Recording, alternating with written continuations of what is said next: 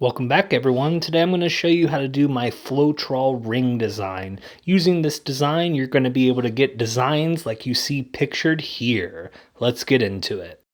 Take a moment to look over the required materials for this method. For a lot of these materials, you can go to the Dyers Guild website to source your materials, and I have a link in the description of this video that will take you to the website. As for the colors used in this method, I only have two different color variations that have been confirmed to give a near perfect success rate, so I'm going to list them here. As for other color combinations, I cannot confirm whether or not they will work. Say if you wanted to do a pink ring with a yellow background, I can't confirm that that will work. So if you do try different color combinations, make sure you drop them in the comments so other people can see that you have some kind of success with them. To start off first, I'm going to show you how to mix the yellow Floetrol aspect of this dye.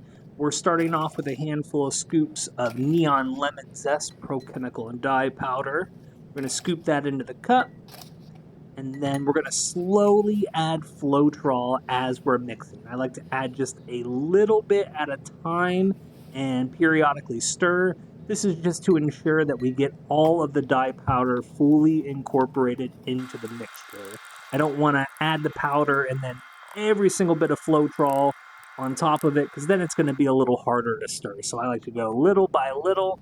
It's just the best way I've found to stir in the color.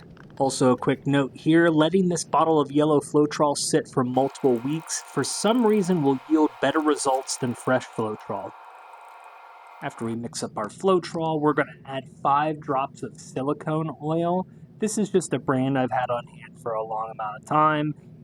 A popular brand is the 3-in-1 silicone oil, which I'll picture here, and this is an easier brand to source in a lot of different stores.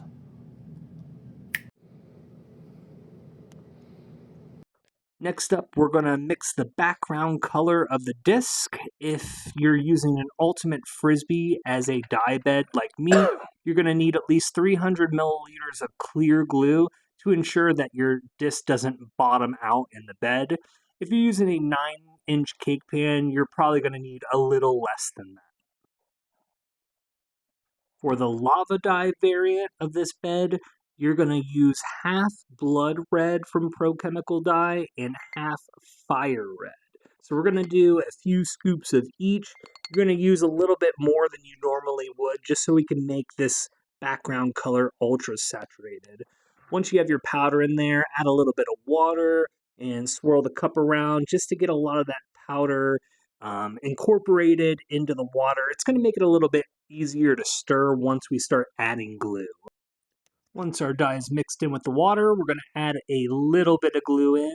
Just like the Floetrol, we don't want to add all the glue in at once. We want to add it little by little and stir it in periodically. That's going to make the whole mixture easier to stir. So as you see here, I like to add a little bit of glue, stir it up, add a little bit of water, stir it up, and then you'll see me add a little bit more glue, and I'm going to stir it again, and you kind of get the process here. It's going to be a lot of stirring.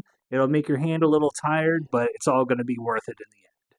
So here we're adding a little more water once again, and I don't have exact measurements for, this much glue to this much water. You kind of just add a little in here and there. And once you do that, you can see what kind of consistency we're kind of shooting for right here. So take a good look. Once we mix our background color up, we want to add it to our dye bed, whether that's a 9-inch cake pan or an Ultimate Frisbee like you see here. Once it's poured in, we want to pick it up and give it a little swirl just to ensure it's a nice flat surface. Now that we have our bed set up, we want to come in with our Floetrol dye and make our Floetrol ring. And once we make that ring, you just want to sit back and watch the magic happen. This is a time-lapse video over the period of 3 to 5 minutes. You want to wait until your dye spreads all the way to the middle. It might take some extra time. Just sit back and enjoy it stretching to the middle.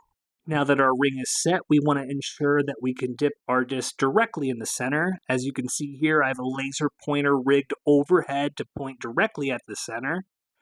We want to lay our disc in carefully, make sure it's centered. And once we have that done, I like to personally use heat for my dyes, so I have a dehydrator. Some people might want to use a heat lamp. The desired temperature for me is 120 to 125, and I'm going to cook that for 2 hours. And here are the results. Bear in mind that this is not necessarily the easiest method for newer dyers or first-time dyers. So if it doesn't work for you on the first attempt, don't give up. Try again.